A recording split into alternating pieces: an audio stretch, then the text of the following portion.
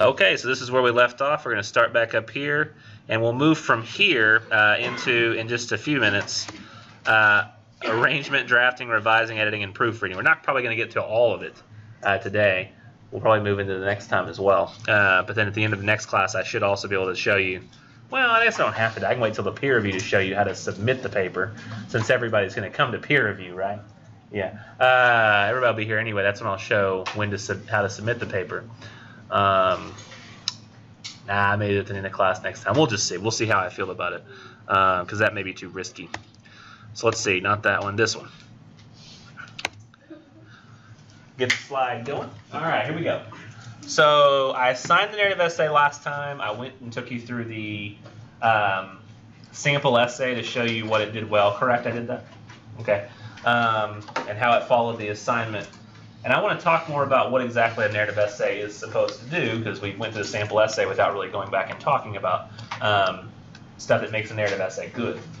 So thesis, still important in a narrative essay, and I wanted to talk about the sample. The book has a sample essay, or a lady talking about baseball, or at least it used to. I don't know if they still have the same example, but I liked this example, so I stuck with it.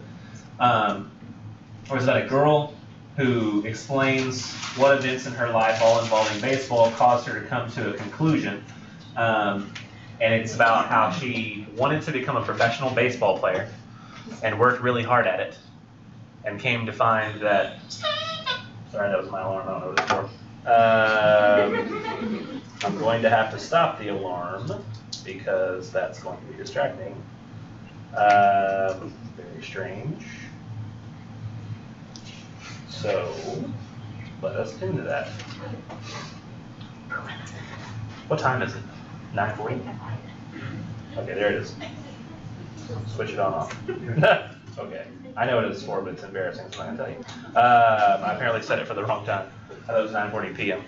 It's not embarrassing. My daughter, I try to make sure that she has rubber bands on her braces.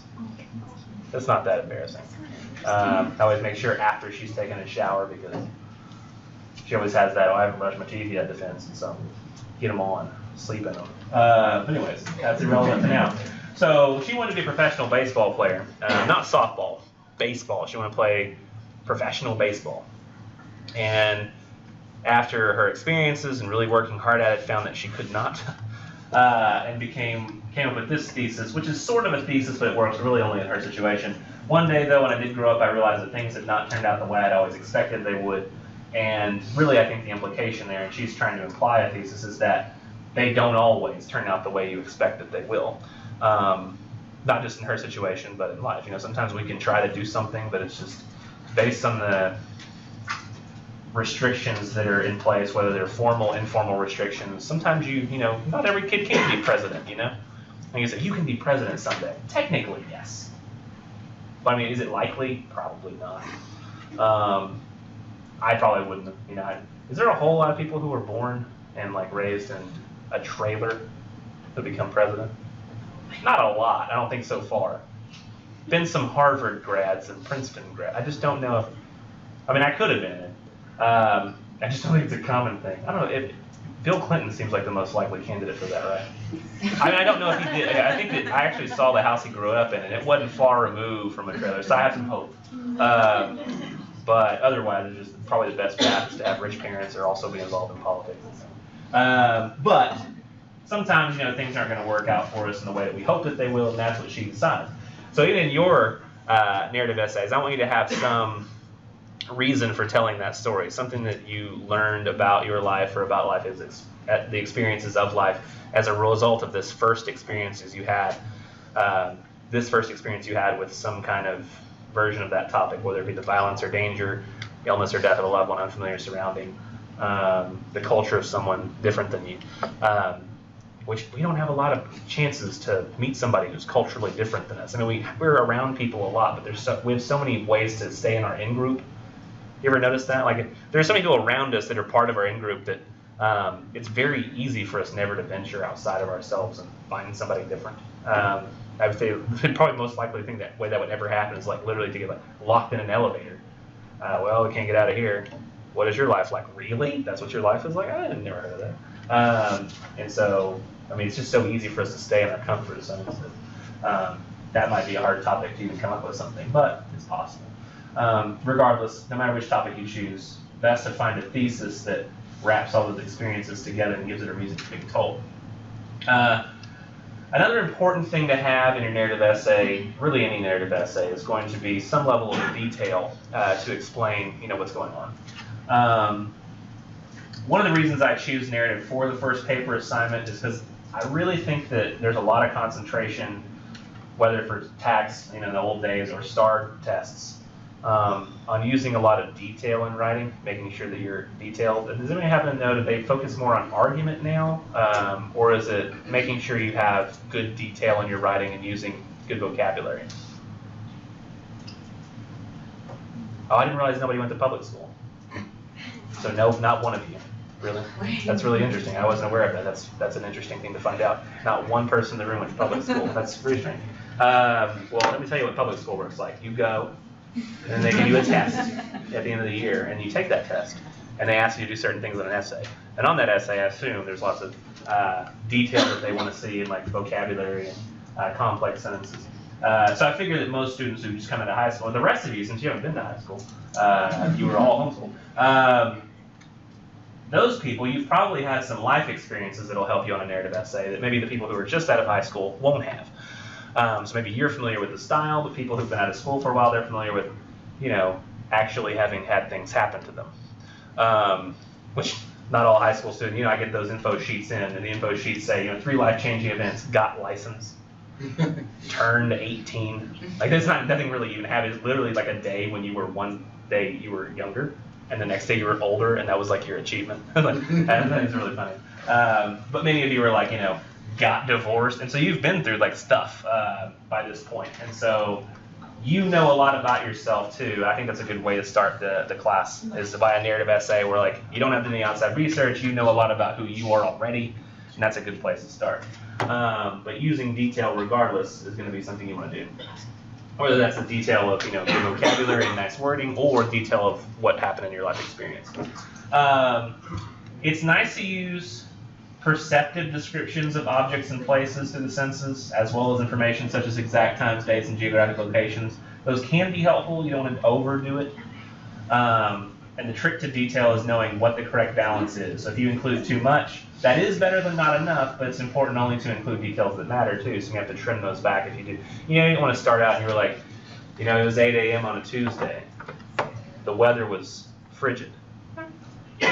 That morning I had just realized that I had run out of frosted flakes. And I was very upset already. Why is that necessary to talk about your grandma dying? It's not really. We don't even know what time you woke up and ate frosted flakes, or wanted to and couldn't find any. Bless you. You need to figure out what details to include. Sometimes people even put I remember I heard this song on the radio. I got the call that my grandma had died. But the song was I don't know. It's a really upbeat song that's on the radio right now.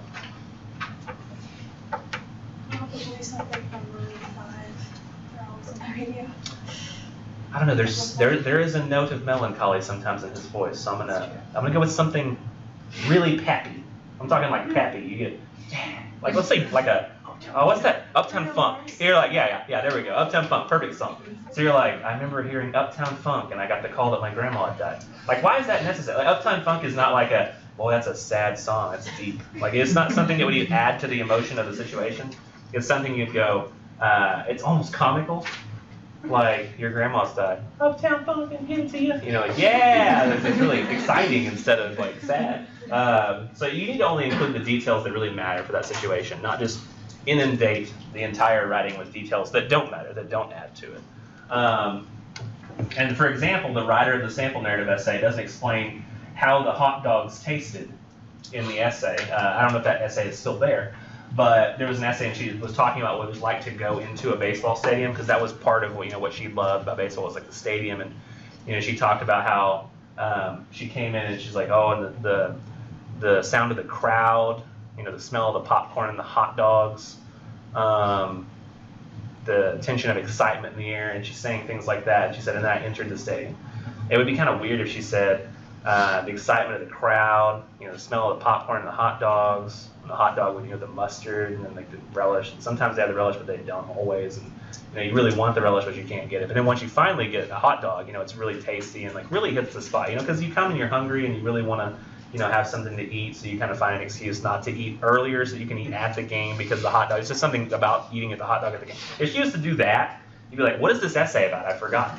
Yeah. You want to make sure that you only include the details that matter, that move the story forward, not something that goes really off topic and distracts.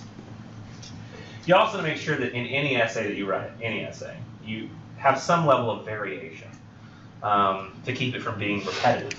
So do not write like this. She sewed dresses. She milked cows. She fed pigs. She fed calves. She cared for chickens.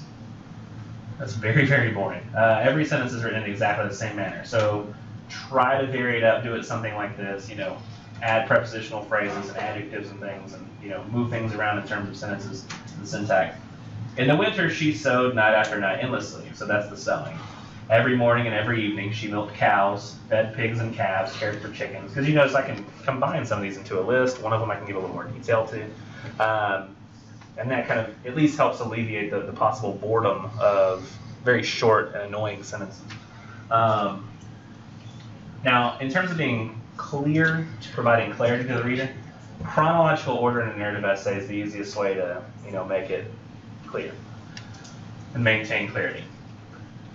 You can use flashbacks within a narrative essay, but usually it'd be best for a long narrative essay. I wouldn't use flashbacks in this short narrative essay. So it's only going to be like 2 pages. So to include a flashback, that'd be very strange. You're like, talking about grandma, and I found out that she, was injured and she was in the hospital. And that instantly brought me back to a time when I was 5. Like, it'd be very strange. Just talk about how she was there for you when you're 5, and then to build her character and like how she's very important to you, then move on to how she got sick and that was a disappointing thing. Like, you don't have to use flashbacks in a very small narrative essay. But keeping events in chronological order tends to follow the most logical progression toward understanding, which is time. And it's important to be clear in verb tenses. So beyond just being in chronological order, it's important to make sure that the verb tenses you use hint toward that chronological order. Some people will get out of chronological order in terms of their verb tenses and not realize it. It's something that we naturally do all the time. So, for example, you may not even notice there's anything wrong with this. If you do, impressive. I went to the store looking for my mother. There I was when I saw her and began talking to her. I'm telling her how I feel, and she's going to start crying in a minute. Doesn't seem confusing, but it technically is. The narrative was talking about the past with went and saw, but then switches to the present tense in the next sentence, and everything seems to be happening now instead of the past. We may be able to follow along with it, but we shouldn't have to rely on the reader to know, well, they're going to know what I was trying to say. Because technically speaking, what this says is, in the past, I went to the store looking for my mother. There I was when I saw her and began talking to her. However, right now, in the moment, I'm telling her how I feel and she's going to start crying in a minute. So now you're with your mom and she's about to start crying. When what you're really doing is there's this weird thing that we do when we're remembering things, and as it becomes more vivid in our memory, we insert ourselves into that moment, and for us it becomes present tense because that's how vivid memory is for us. So we end up writing present tense despite the fact that this is where we're just thinking about the past, this is where we've inserted ourselves in it, and so it becomes our new present. But don't do that in writing. Make sure that you're always maintaining that past tense as you should as you go, so it's clear for the reader. And I'm not saying that we will have somebody necessarily who would be schizophrenic, but from what I understand, if you're schizophrenic, like, you don't take patterns the way that normal people take patterns. I'm not talking paranoid schizophrenia necessarily, just schizophrenia. We're like, what is it? It's like your brain doesn't build patterns the same way most people build patterns. So like if somebody were to read your essay with schizophrenic, this is not going to be a common thing. But they would look and they would go, okay, present, wait, past? And they wouldn't think, oh, right, they're probably just going with the flow and they accidentally messed up. They're going to think literally you're talking about the past in that moment. And so I'm not saying everybody who makes that mistake is going to be schizophrenic, but it's possible that Why am I even talking about clarity? So transitions will be especially important for maintaining clarity. Transitions are connecting words or phrases to help link events in time. And this helps narratives to flow more smoothly. There's actually a little box, I think, in every single section of the book, whether it's narrative, cause, effect, comparison, contrast, all the essay styles that we write, that has transition words in it, or each one of them, I guess. So words like first, second, next, then, later, at the same time, meanwhile, immediately, soon, before, earlier, after, afterward, now, finally. That's actually in the book in a little box in the narrative section, those time-related words. And my suggestion is if you're going to take notes on these words right now, I would take a picture instead, because it's just a list of words. It's not like you need to know exactly every single one of them in order. But and it's in the book as well. But those will be useful when you're writing your narrative essay and making sure that you're showing the progression of time, that you're using words like this when appropriate. Structure is fairly simple, especially in a narrative essay. It's going to be introduction, some body paragraphs, and a conclusion. The introduction will just introduce this event or like what your life is like, and then your body paragraphs will take us through the events chronologically. And then at the end, there'll be some sort of like reflection type paragraph that sums up what this experience meant. And it'll include the thesis. And you could include the thesis in the introduction, but I did have a student come and make sure with me. They said, I noticed that the thesis didn't appear until the conclusion for the sample essay. So does that mean that we don't have to include it until the conclusion? I was like, yeah, if you want to leave it more like a suspense, like, oh, here's what I learned from the experience, that's fine. However, it's also okay to include the thesis in the introduction and then build toward that. But I would say the narrative essay is probably the only time you can get away with leaving it till the conclusion. Most other essays, I'll want you to have it in the introduction. I already assigned the narrative essay another time. Computer usage, I'll get to that more when I show you how to submit it. But I want to move on to a lot of different things here. Arrangement, whoa, I clicked it. Drafting, revising, editing, and proofreading. So this is once we've got ideas, we've got our pre-writing done, and we've got the narrative, the thing that we're going to be talking about, we've got that kind of in place. Now we need to figure out what do we do with all of that. And that's where arrangement, drafting, revising, editing, proofreading goes. I'll probably only get through like half of this today rather than the whole thing. We'll see. I tend to be, as you could probably tell, kind of long-winded. But I won't keep you over or anything like that. Let's see. Arrangement. So once we've got ideas, we're going to put those ideas in place. We know how we want to approach the narrative essay. We're going to go ahead and do that. Generally speaking, as I mentioned before, you're going to start with an introduction. In some way, each essay will have to be put together. The introduction comes first. So you may have an informal outline, like I had mentioned on Thursday. And from that informal outline, you may kind of start to figure out what your body paragraphs are going to look like. I always, every time I write a paper, I outline. I want to make sure that I know where I'm going before I start writing. It makes it a lot easier. If you just start writing, it's sometimes you'll end up surprising yourself, and sometimes those surprises don't fit with what the other things are you've written. So I prefer to outline and have everything planned. Some teachers teach against that, but I think that planning is very important. Once you figure that out, your body paragraphs, you kind of know what your thesis is going to look like. You begin to work on the introduction. When I write really long form essays, which is not very often these days, but I would write body paragraphs first, then write thesis later, because it's important to know where you're going before you try to say where you're going to go. To let the reader know in an introduction, it's important you know what those body paragraphs will look like before you introduce them.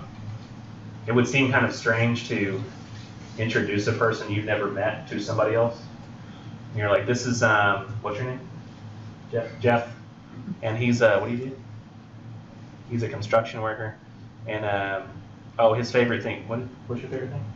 You would know nothing about them. So it's important that you know the person you're introducing before you introduce them.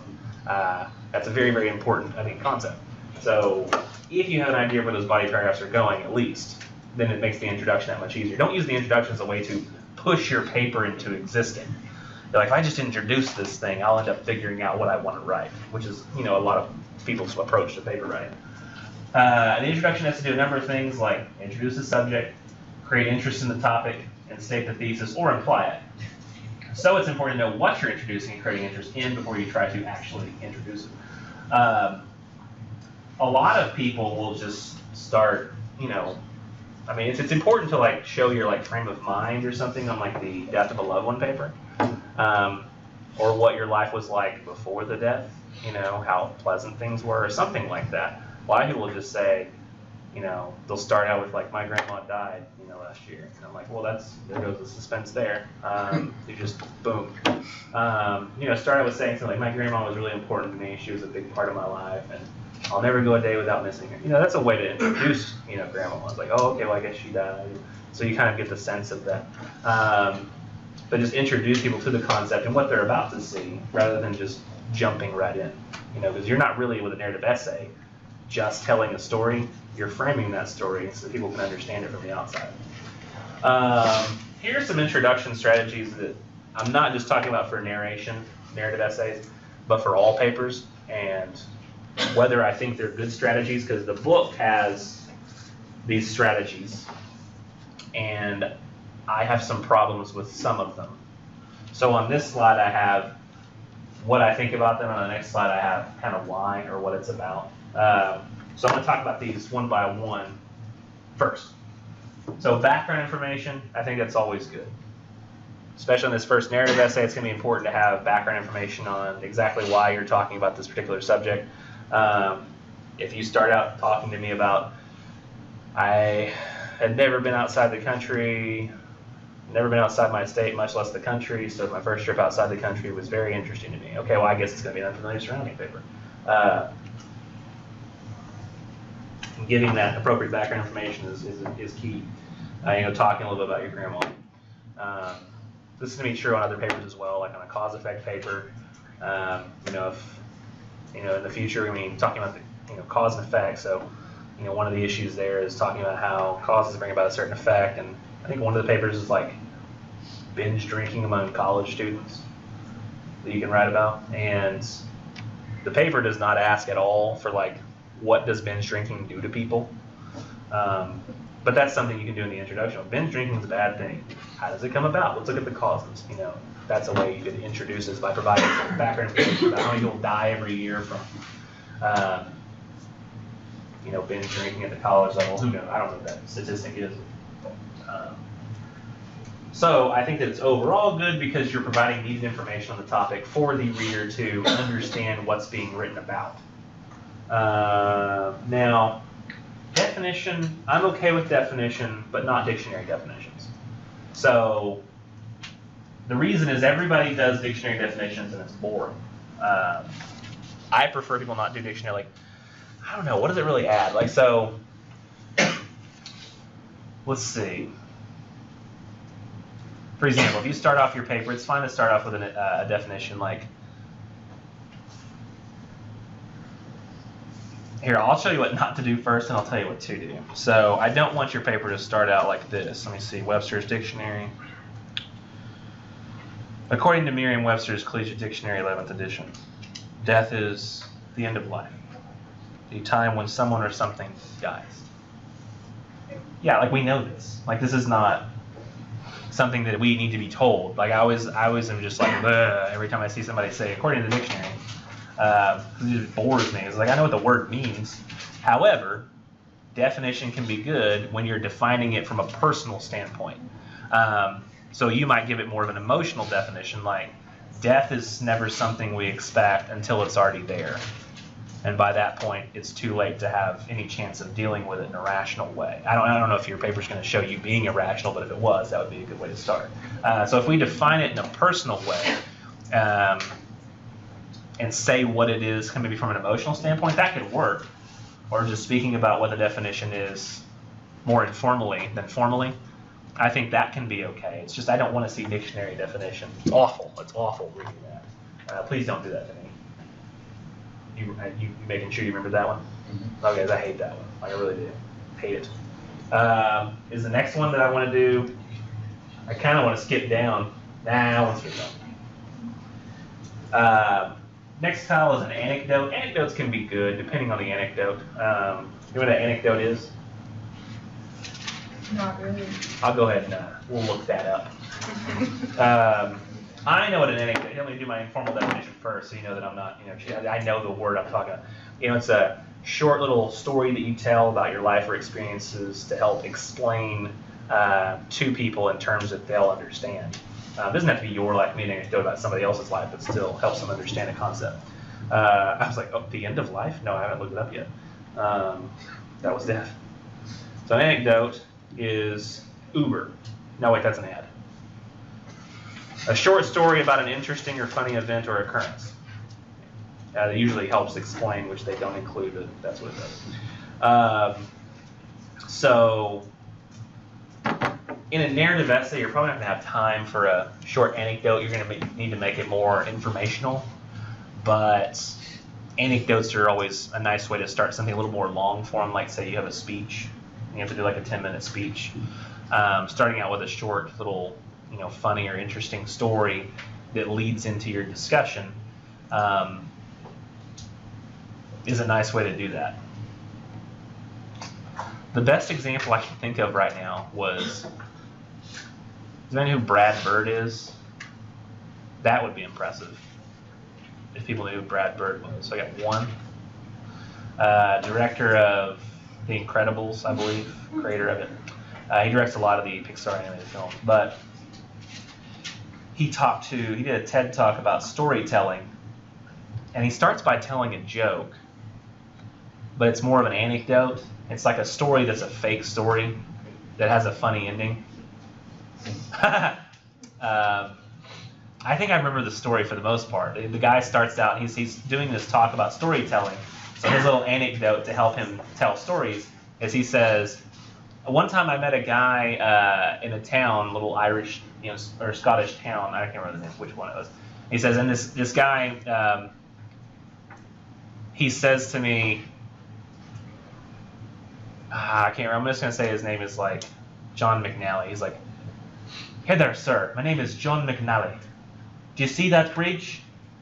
My family built that bridge. But do you think they call it bridge builders? The guy was like, no. Like, what do they call it? He says, you see that church over there? My family built that church.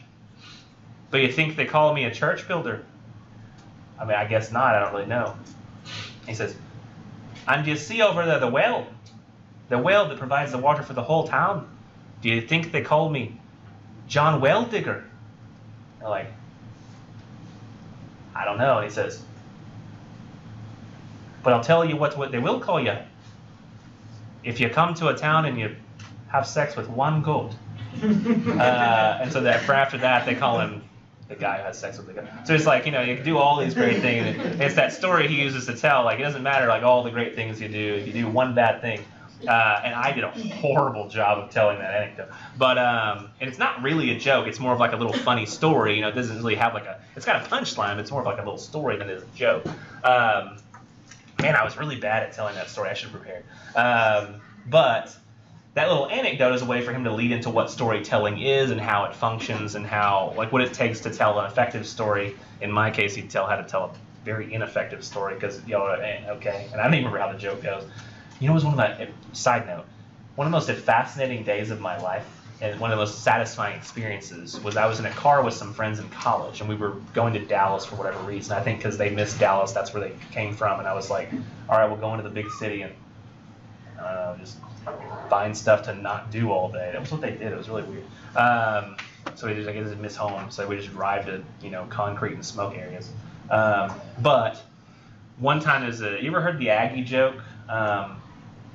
That was like, here we got an Aggie and a UT guy and a Texas Tech guy, and they're on the roof of a building doing some construction, and they pull out their lunches, and the UT guy says, my gosh, I am so freaking tired of ham and mayonnaise sandwiches. If my wife makes me one more of these, I'm going to throw myself off the roof. And then the UT guy says, my gosh, I am so tired of these roast beef and cheddar sandwiches. If my wife makes me one more of these, I'm going to throw myself off the roof. And then the Aggie says, my gosh, I'm so tired of this just straight up ham and cheese sandwich. I get one more of these, I'm going to throw myself off the roof. And the next day happens, and they all say the exact same thing. I get one more, I'm going to throw them in, really pushing it, because they all get the exact same sandwiches again. It's by telling, whoever they tell that don't make the sandwich. And if day finally comes, and the very next day they finally have been pushed to the edge. So it's like Texas Tech guy says, another freaking ham and mayonnaise sandwiches, and then throws himself off the roof. UT guy says, freaking another roast beef and cheddar, and throws himself off the roof. The Aggie says, my gosh, another ham and cheese, and he throws himself off the roof. And then they eventually, their wives find out about the death, and then they come to identify the bodies, and they're like, yeah. They said, well, here's apparently what he said according to the people up there who were doing some construction. They heard him, and the Texas Tech wife was like, he told me, but I just feel so bad, and I feel terrible. And the UT wife said the same thing. She's like, I'm sorry, I said so many things, I feel so bad, I just should have listened to him. And the Aggie wife, they told her, and she was really confused.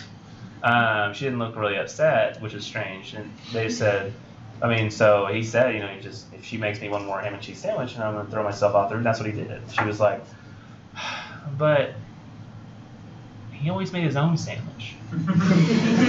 So I don't know if Aggie jokes are even a thing anymore. So I one time heard in a car, my friends were telling that joke, right? One of my friends was. And I was like, wait, this isn't how the joke goes. Because he starts talking about, like, the next day was, like, a different sandwich.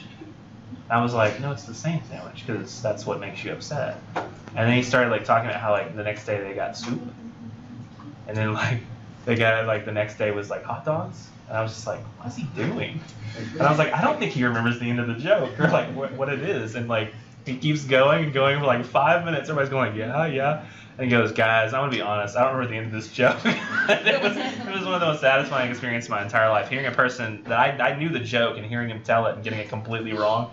And I started, like, guffawing intensely. And now it sounded like I was completely wasting your time there, but that's an example of a good anecdote that I have. Funny story about way of explaining what an anecdote is.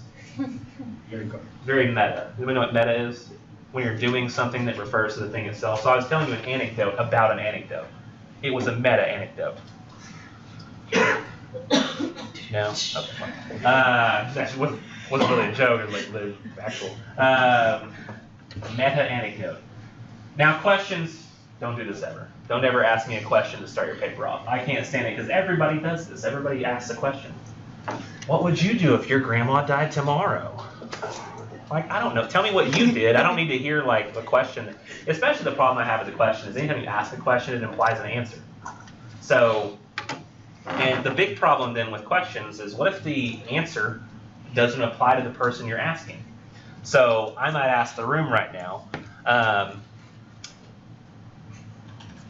you know how when you sit down to pee and there's no toilet paper and there's that panic that you get? You know what I'm talking about? Yeah, the girls just went, yeah. And the guys were like, no. I've never once sat down to pee. Like, that's not a thing I do. So in asking a question, it has to apply to every single person you ask it to. If not, you lose that person. Like, that person is, like, not on board anymore with your essay from the moment you start out. And that's bad. So don't ask questions, just avoid it. Just make declarative statements. That way, if you do that, it's easy to follow along with somebody saying, this is, how I feel, this is what my thoughts are, but to say, don't you think this way? And if they say no, then they don't even care what the rest of the stuff is that you're saying because they're no longer on board. Quotations, I tend to feel that they're not good unless they're really, really applicable and appropriate.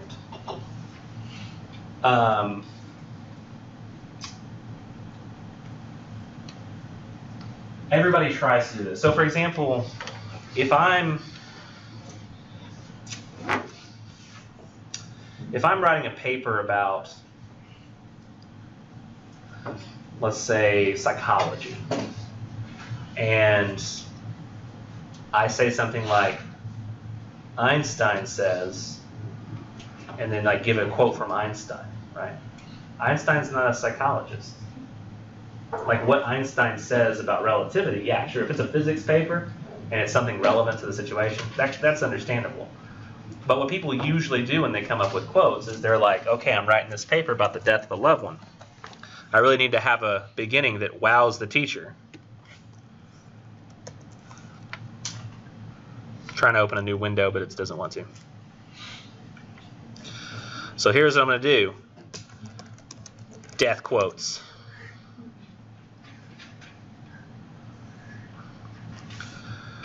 Death is nothing, but to live defeated and inglorious is to die daily. The fear of death follows from the fear of life. Oh, let's check this out.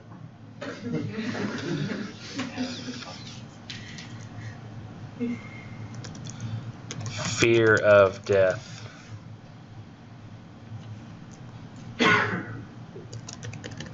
What was the one we just saw? The fear of death follows from the fear of life. Okay, fear of death follows from. Fear of death follows 1. That's not the one I saw. I want the one I saw. Already too much trouble. Oh, here we go. We'll do this one. The fear of death follows from the fear of life. A man who lives fully is prepared to die at any time. Mark Twain. And then if you then talk about, like, you know, your grandma and the life that she lived, but you don't talk about how she lived fully. And then really, I mean, what is Mark Twain? Mark Twain's he's a writer. But, like, what is he, like, how does Mark Twain relate specifically to your grandma? Like, I have trouble, like, finding reasons to quote things. And the problem is, I know that everybody who has a quote did this. You know? That's generally how it always works. It's not somebody who's walking around with quotes in their head and then just goes, boom, let's pop this one out. Like, I could believe it if somebody said, that girl is a real crowd pleaser.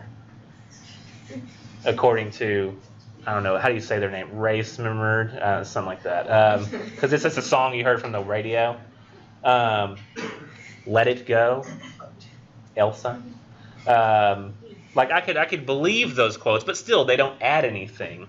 So to me, like, unless a quote is extremely, extremely applicable, like, for example, if your grandma loved Mark Twain and you end up working that in the conversation, I can understand, like, that having a place. And I recognize that this may be something completely personal to me, but since you know I hate quotes, just don't include them. There are lots of people who think, wow, quotes, that's a great way to begin. But since I can literally just find quotes these days by going, cheese quotes. Let me get a quote about cheese.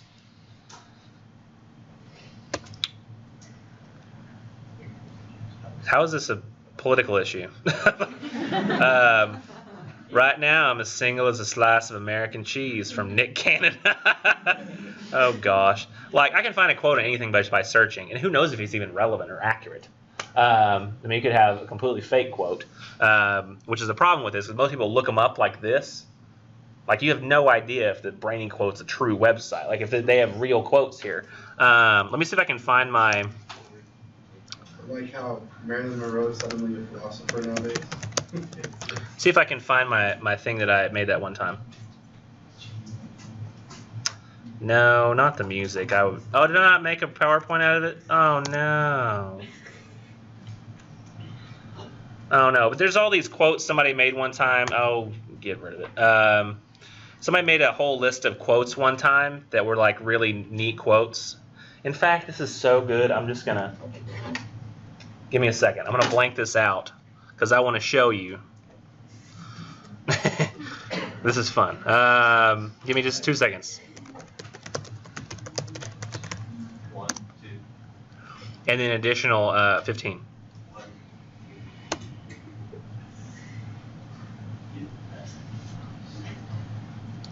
Okay, so I don't know if anybody's seen this before, but for example, Taylor Swift's got some pretty good quotes out there that somebody noticed came from Taylor Swift. Like, do not compare yourself to others. If you do, so you are insulting yourself. Sounds like a pretty good quote, right? Or, it isn't history that makes heroes, it's heroes that make history. I don't know if anybody's already looked over to the right, but somebody made an entire list of Hitler quotes that they attributed to Taylor Swift. So somebody may have accidentally seen this picture somewhere and went, wow, that's really good. Let's add that to Brainy Quote. And so they put Taylor Swift on Brainy Quote. I apologize for that voice. I don't know what that was. They put Taylor Swift on Brainy Quote having said this, and actually it was Hitler. And then you're like, according to Taylor Swift, I'm like, I really don't know if what I'm reading is Taylor Swift or Hitler, which is bad. And you never know when quotes are going to be misattributed. Is that the right word? Let me see if I can find... Oh, yeah. Like the other day, me see. Snopes, Trump. No, it's just Snopes. Yeah, Trump, B movie. Where's Snopes? Okay. So this may have made its way around your Facebook, if it'll pop up. But people posted this: "We are one nation, and their pain is our pain. Their dreams are our dreams, and their success will be our success. We share one heart, one home, and one glorious destiny." However, from B movie, "We are one colony, and their pain is our pain. Their dreams are our dreams, and their success will be our success. We share one heart, one hive, and one glorious destiny." And you're like, what? He stole that from B movie? No, he didn't. This actually was a made-up meme where somebody made up this B movie quote. That's not real. And they did the same thing with the movie Avatar, where they gave this whole quote, and supposedly there was this scene in Avatar, and I actually became suspicious because when I saw this, I actually sort of believed B movie because I've never seen it. But then I got to the Avatar one and went, wait, I've seen that movie a number of times, and I do not remember this quote. I do not remember this guy right here talking about the windswept planet of Kabuska. That sounded really weird, and I was like, I don't think that's real. And so I looked it up and found that, sure enough, it's completely and totally fake. So you never know when people are out there giving quotes to people that don't really exist. And then those end up getting thrown on a Brainy Quote or other quote websites, and then we don't know what the truth is anymore. So it's best just to stay away from quotes. And later on, you'll see that I really prefer people stick to verifiable news sources for research, and even later, academic journal articles, because those are peer-reviewed by experts, and those are even better. But just finding random quotes on the internet, that's a thing I want you to stay away from, so just stay away from it. Now, going back to this. Let's click the thingy-mabob. All right. Surprising statements, these can be good. Not always, but they can be. A surprising statement is, the thing that you have to do here is it has to be appropriate. So sometimes people will say something along the lines of, millions of teens, I don't know if this is true, millions of teens die each year from texting while driving. And then you're like, whoa. And then you're going to lead into how you know somebody who died from texting while driving. I was like, I didn't realize it was millions. By the way, I don't think that is accurate at all, what I just said. So don't quote that. So that's another thing. Nichols said it, but you can't quote it because it's not real. But the problems with surprising statements can be not good. Does anybody have a speech class in high school? Did y'all have to do one of those? I remember there was always that one kid where the teacher said, don't do this, or you want to grab the person's attention, and somebody would say something like sex, now that I have your attention, and then there'd be 3 giggles because 3 people found it funny, and it was always his friends. But you don't want to say something just to grab somebody's attention, and you're like, I don't know, Willy Wonka airplane. My grandma died on an afternoon in October. It doesn't make any sense. The surprising statement has to be relevant, and it has to be related to what you're talking about. Otherwise, it's not going to be very useful. So it's really important that you pay attention to, does this further what it is that I want to say, and does it give a surprising statement that makes the person more interesting in the actual topic of my discussion. A contradiction can be good. In fact, I think it's one of the best things because it provides an immediate contradiction to the opposite argument, if there is an argument. Often this can begin with using other strategies from above or even below the factor statistic in a contradictory way in order to make your argument that you'll have throughout the paper more useful. For example, you might use the definition of life in a paper about death, but not the dictionary definition. You might just say something like, life is a precious gift that we often take for granted. And that's you talking about life, contradicting the idea of death that will come in your paper.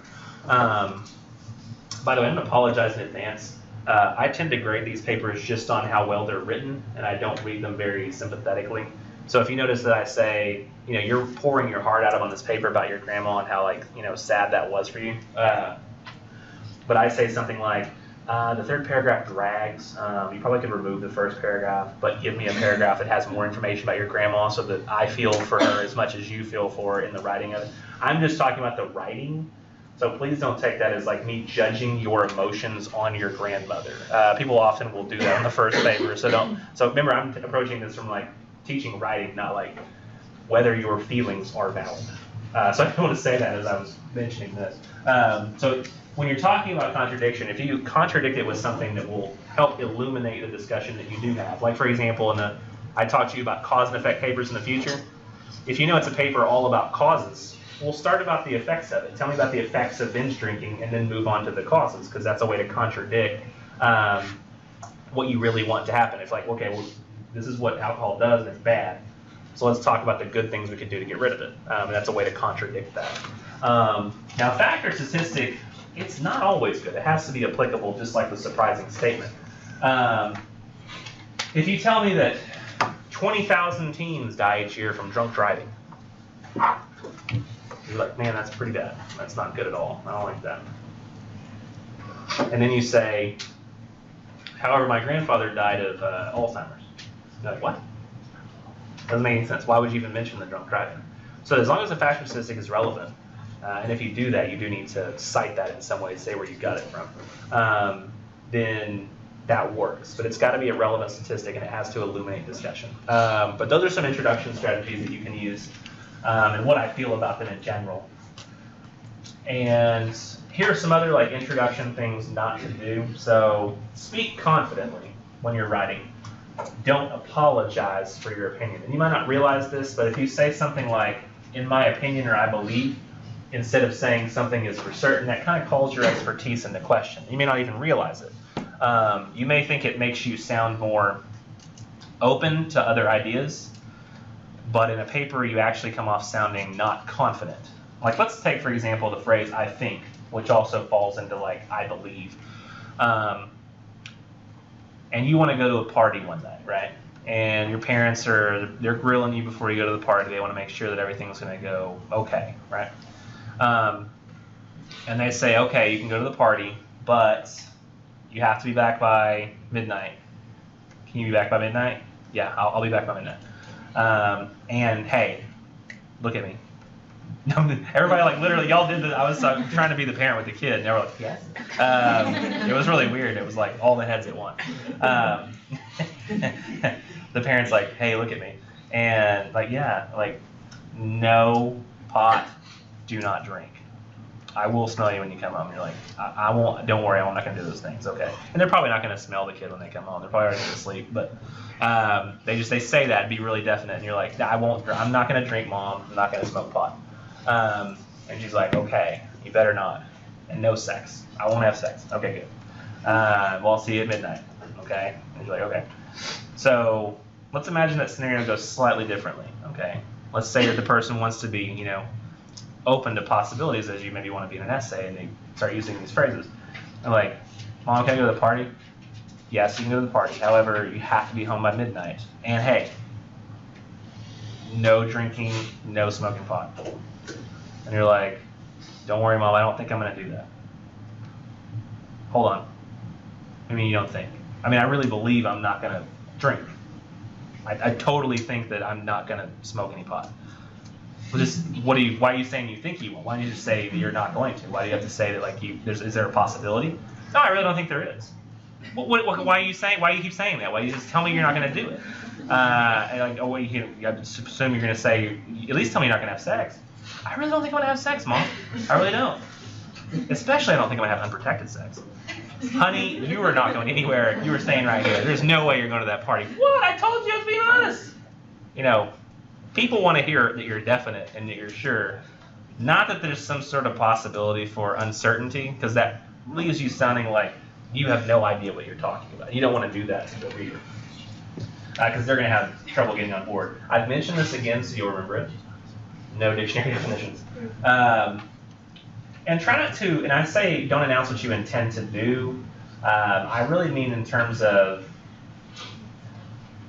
speaking about the paper while you're writing the paper. It really bugs me. Like I don't like when people say, in this paper I will, or my purpose today is to, or first I will be showing you this, then this, and I don't want you talking to the reader or speaking about the paper as though it's really, it takes the magic away.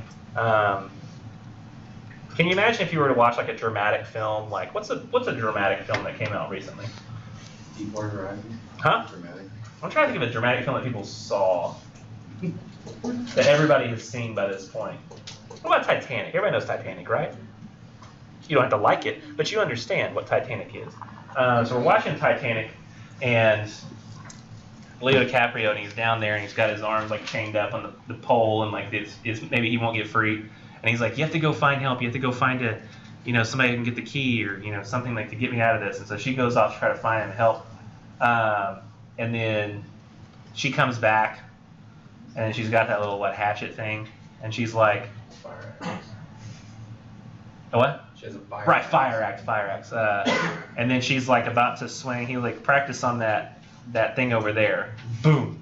And it's a dramatic, and then it's a kind of a comedic moment when she completely misses the mark. He says, try to hit that same mark again, and she's like totally off, which is really funny. But for the most part, it's a dramatic film. Or no. This is even better. Like when people are starting to fall off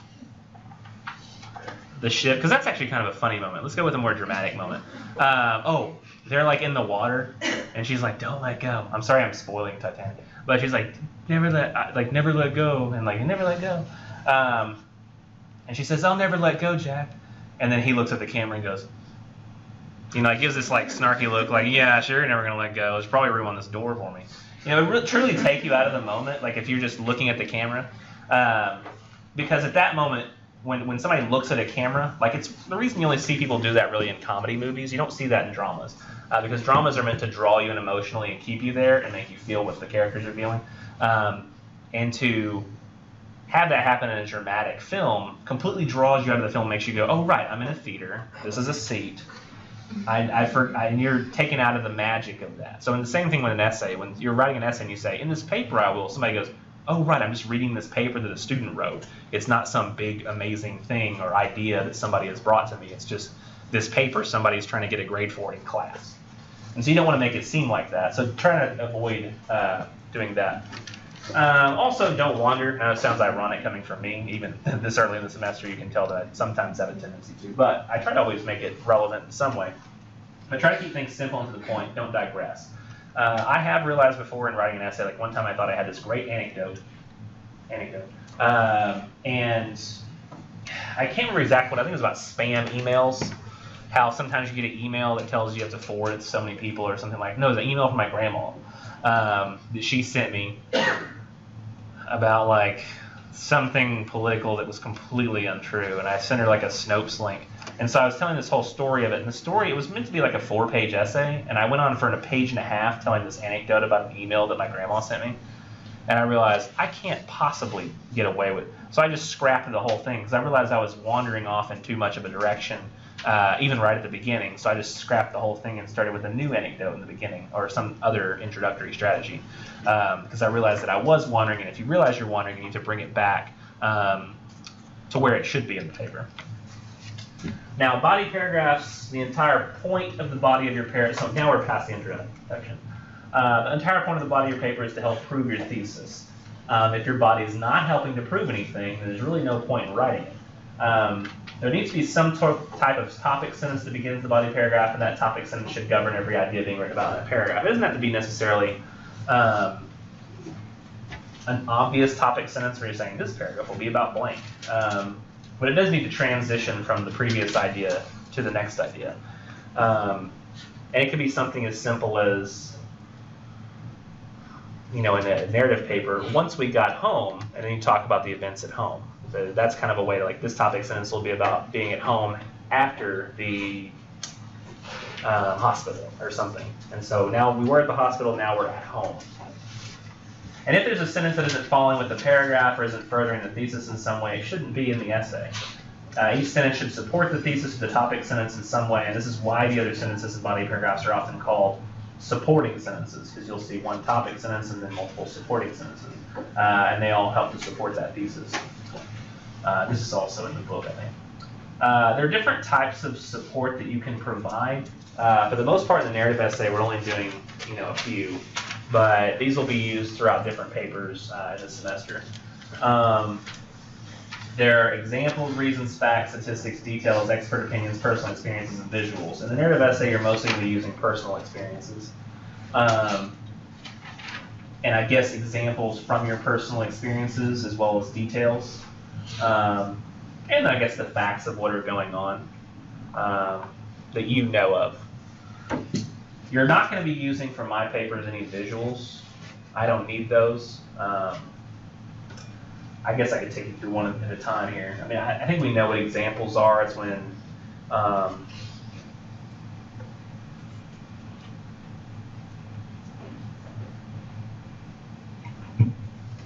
believe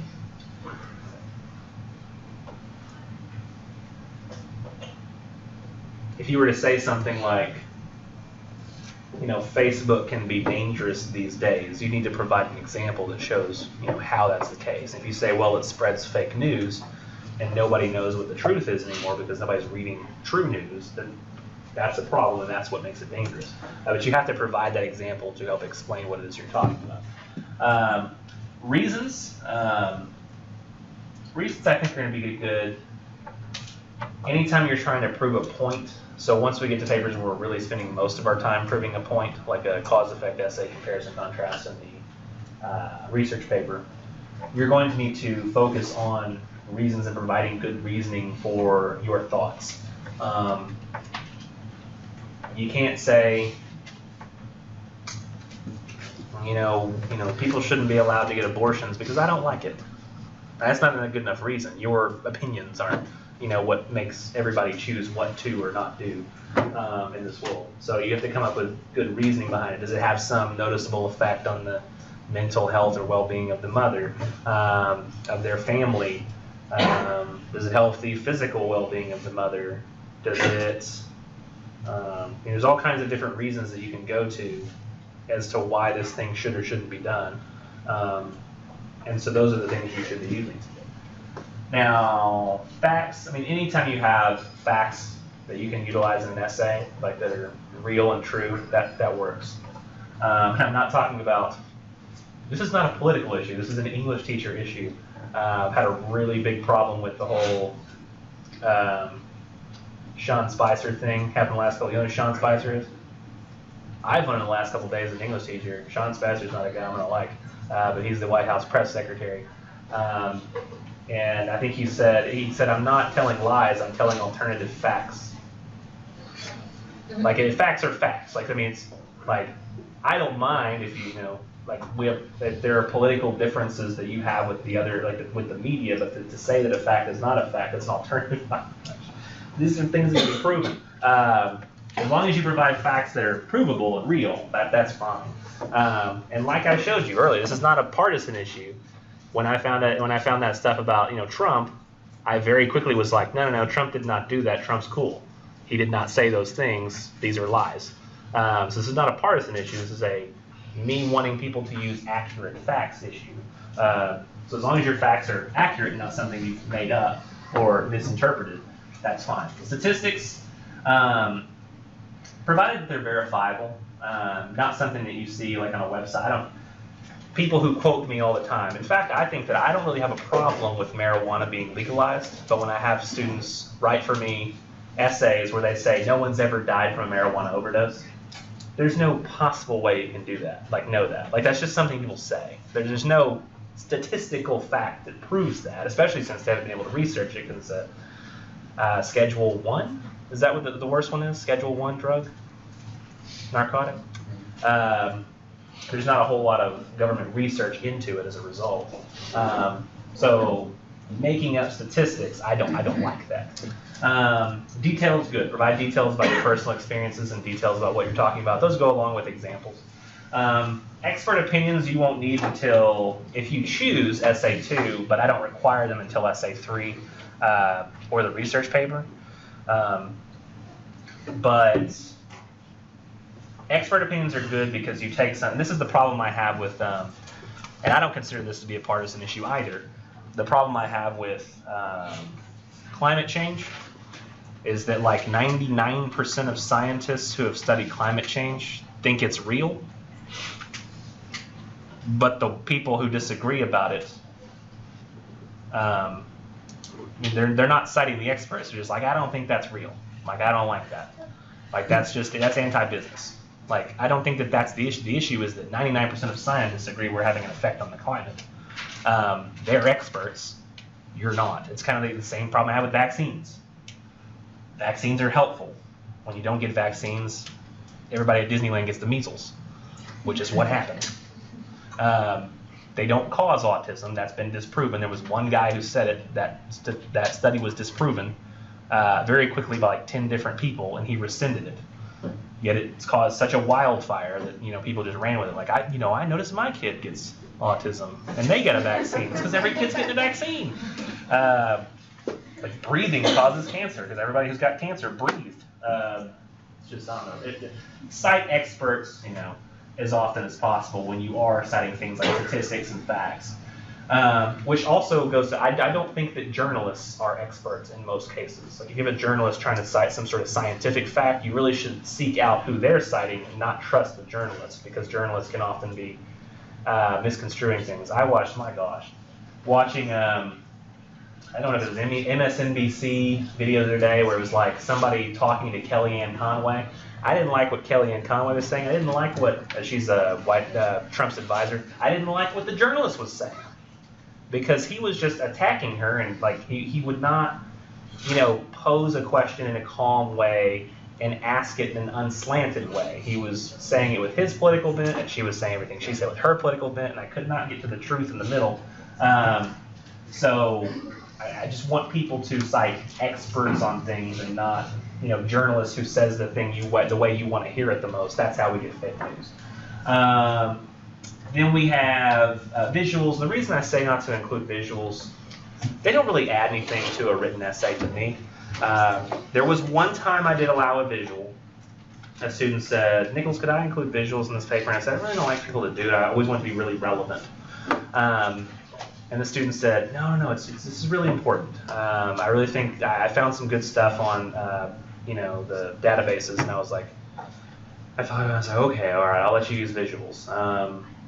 And they said, thank you. And they said, I'm going to, find some good ones and, put them in there. Use the best ones of what I find. I was like, okay. The student included one visual in the final paper, not multiple. And it was just before the title, and there was a picture of a pot leaf. It was a legalized marijuana paper. The picture of a pot leaf, like the little 7-pointed pot leaf. And at no point is anybody ever going to be like, I'm not so sure how I feel about marijuana use. Who starts to read that paper and goes, oh, I didn't realize it looks like this. Well, that changes how I feel about everything. That visual added nothing. It was just I think it was even a cartoon. I don't even think it was a real pot leaf. I think it was just like a drawn pot leaf, and I was just like, this is not. So I just prefer people not use visuals because they always misuse them. And if you're wanting to be like, well, I could put this statistical table in there, you could, but you could always just say those statistics in the writing without having to show a graph. So I mean, if you find a really good graph, I prefer you get that pre-approved with me rather than trying to include it without my permission. So I just prefer that people try to stay away from visuals wherever possible. Now, I think that what I'm going to do is get to this relevant, specific, adequate, representative, and documented section. Next time, we'll just cut it for today, because I know that I have the Monday, Wednesday classes where I'm going to have to cram this entire PowerPoint into one day for them, so I think I'll kind of stretch it out for you guys, if that's okay. We cool with going? Yeah, that's cool. All right, cool. You have a wonderful day. Sorry there were no videos today. My apologies.